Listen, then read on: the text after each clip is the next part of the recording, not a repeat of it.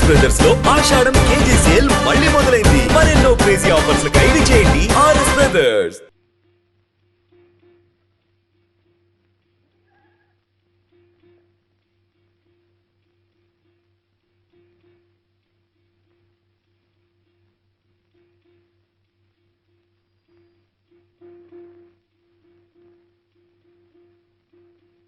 నమస్కారం అండి. చిన్నపిల్లాడివి ఆ పాట పాడుతున్నావేంటి బాబు? భవసాగరం అంటున్నావి, అసలు ఆ మాటకు అర్థం తెలుసా? భవసాగరం అండి.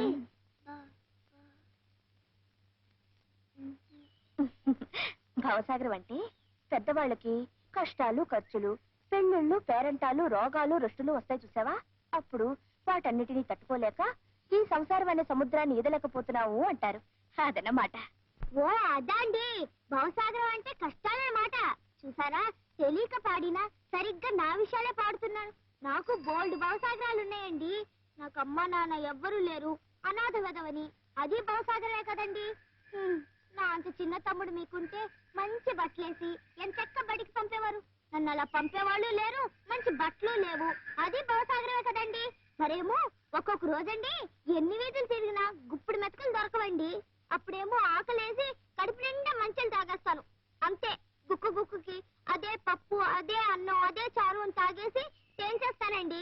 అది ఓ భవసాగరే కదా. ఏమిటో వానొచ్చినా చలేసినా ఏ గుడరుగు మీద ఇలా ముడుచుకు పడుకుంటానండి. ఇలా భవసాగరాలు బోల్డ్ ఉన్నాయండి నాకు. అందుకని ఏ గుళ్ళో అన్నా కూర్చుని ఈ పాట పాడుకుంటూ ఉంటాను. మరి వేళ ఇక్కడికి వచ్చావే? నిన్ననే నాకు తెలిసిందండి ఇది శంకర్ శాస్త్రి గారి ఇల్లని. మీరు అది అమ్మాయి కదా?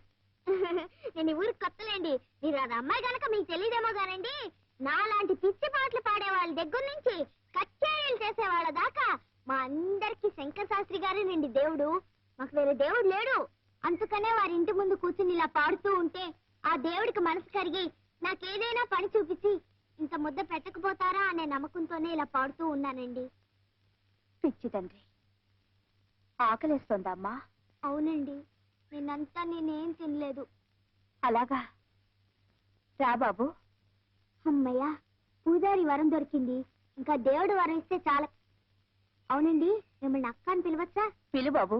దానికే అయితే ఇంకే, నీకేం భయం లేదక్క. నీ తమ్ముడిని వచ్చేసాగా.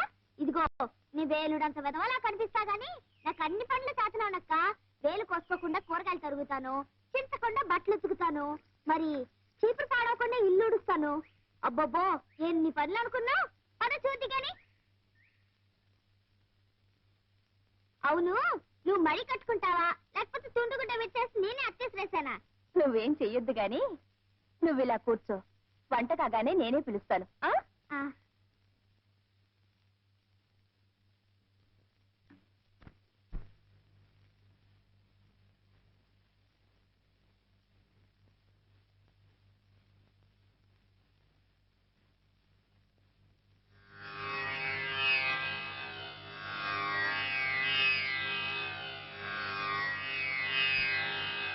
ఆ ఇంటి గుమ్మం తాకితేనే చాలు బాబు, తంబుర నాదం వినిపిస్తుంది.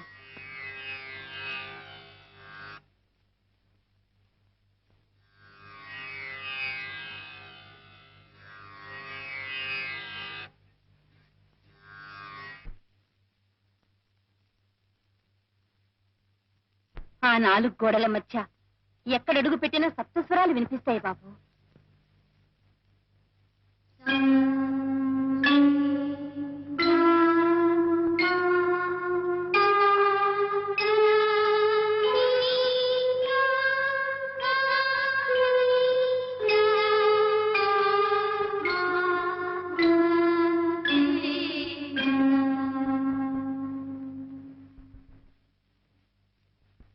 ఆ ఇల్లే సంగీత సరస్వతికి ఆలయం బాబు.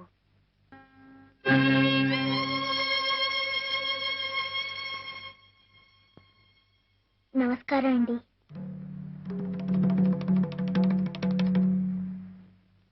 శారదా, ఈ కుంకం లోపలికి నువ్వు రానిచ్చావు? నేను కుంకన్ కాదు బాబు గారు, శంకరాన్ని. నేనేమో నువ్వు చెప్పక్క.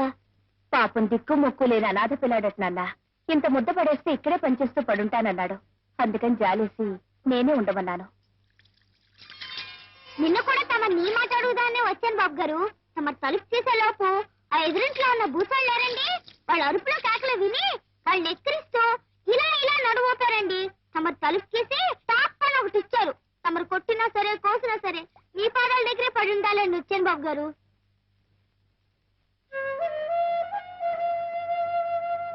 నా చిన్న పొట్ట కదండి, ఎక్కువ తినండి. ఇంతే ఇంతేనండి, మీకు అన్ని పనులు చేసి పెడతానండి. మీ పంచులు ఉతుకుతాను, నాకు మంత్రపుష్పం కూడా వచ్చండి. మీరు పూజ చేసుకునేటప్పుడు నేను చదువుతానండి. ఏమండి, మీరు స్నానం చేసేటప్పుడు మీ వీపు మీకు అందదు కదండి, అది కూడా నేను చదువుతానండి.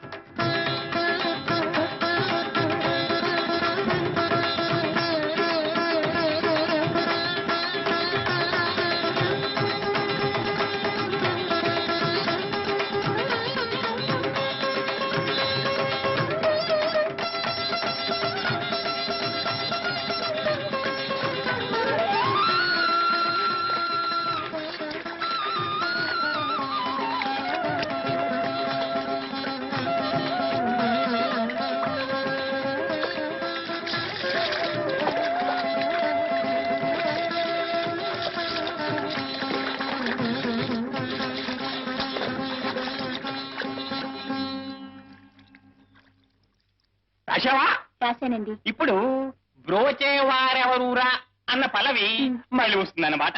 అది మీ ఇంట్లో రికార్డులు అవి చాలా ఉన్నాయి కదా? ఉన్నాయండి. ఈ కీర్తన ఎప్పుడైనా విన్నావా? విన్నాను మాస్టారు. ఎలా విన్నావో పాడు. బ్రోచేవారెవరూరా నిను వినా రఘువరా. ఆపే అదే మీకు నాకు ఉన్న వ్యత్యాసం. పూర్వం ఎప్పుడో పడవల్లో ప్రయాణం చేసేటప్పుడు పాడిన పాటను కట్టిన రాగం ఉన్నది. ఇప్పుడు బస్సులు, రైళ్లు, విమానాలు, రాకెట్లు, జాకెట్లు, జట్లు అన్ని వచ్చేసాయా? స్పీడు, లోకమంతా స్పీడే. మన దైనందిన జీవితంలో ఎలా అయితే స్పీడ్ వచ్చిందో అలాగే సంగీతంలో కూడా రావాలి. ఈ విషయంలో నేను చాలా చాలా ప్రయోగాలు చేశాను. కొత్త కొత్త రాగాలు కనిపెట్టాను, కట్టాను. నిజానికి నాలాంటి మేధావి దగ్గర నువ్వు సంగీతం నేర్చుకోవడం అనేది నీ అదృష్టమే అనుకో. ఇంతకన్నా విషయంలో నేనేం చెప్పలేను. ఈ పాట అసలు ఎలా పాడాలంటే, ఎలా పాడాలండి? బ్రోచేవారెవరురా నేను వినా రఘువరా, నన్ను బ్రోచేవారెవరురా నేను వినా తట రఘువర తట నీ చరణం భుజములనే విడదాల కరుణ బ్రోచేవారెవరురా. ఓ చతుర నానా త్రివందిత నీకు పరా కేలనయ్య. ఓ చతుర నానా త్రివందిత. శంకరభరణం గారా, రండి రండి. ముఖ్యంగా మీలాంటి ఛాందసులు నాలాంటి మేధావులు చేస్తున్న ఈ ప్రయోగాలు తప్పకుండా వింతీరాలి. అక్షరాల్ని నీ ఇష్టం వచ్చినట్టు విరిచేసి భావాన్ని నాశనం చేయడమేనటయ్యా ప్రయోగం. దాసు, ఆకలేసిన బాబు అమ్మా అని ఒకలా అంటాడు, ఎదురు దెబ్బ తగిలిన బిడ్డ అమ్మా అని మరొకలాగంటాడు, నిద్రలో ఉలిక్కిపిడి లేచిన పాపడు అమ్మా అని మరొక విధంగా అంటాడు. ఒక్కొక్క అనుభూతికి ఒక్కో నిర్దిష్టమైన నాదం ఉంది, శృతుంది, స్వరం ఉంది. ఆ కీర్తనలోని ప్రతి అక్షరం వెనుక ఆర్ద్రత నిండి ఉంది దాసు. తాదాత్మ్యం చెందిన ఒక మహామనిషి గుండె లోతుల్లోంచి తనకు తానే గంగాజలంలా పెళ్ళుబికిన గీతం అది, రాగం అది.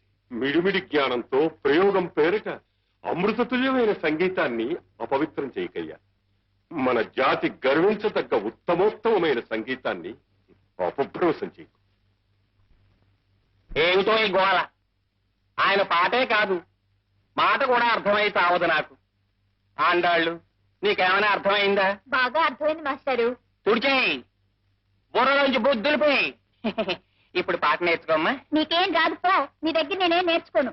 ఆండాళ్ళు, ఆండాళ్ళు, ఆండాళ్ళు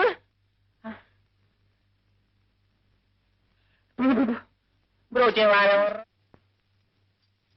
బాబు గారు, ఇందాక మీరు ఆ లాల్చీ మాస్టర్తో అన్న మాటలన్నీ అర్థమయ్యాయి, కానీ ఆ ఒక్క ఆర్ద్రత అనే మాటే అర్థం కాలేదు బాబు గారు. ఈ ఆర్ద్రత అంటే ఏమిటి బాబు గారు? అది భాషకు అందని భావమురా, మనస్సును ద్రవింపచేసే భావన. అలాగా? అయితే ఆ మాస్టర్ పాటలో ఆర్ద్రత లేదా అండి? ఆర్ద్రత కాదు, ఎగతాళుంది, వెక్కిరింపుంది. ఆ రాగం ఆలాపిస్తే రాళ్లు కరిగి ప్రవహించాలరా. సంగీతం అన్నది ఒక వరం, భగవద్దత్తమైన శక్తి.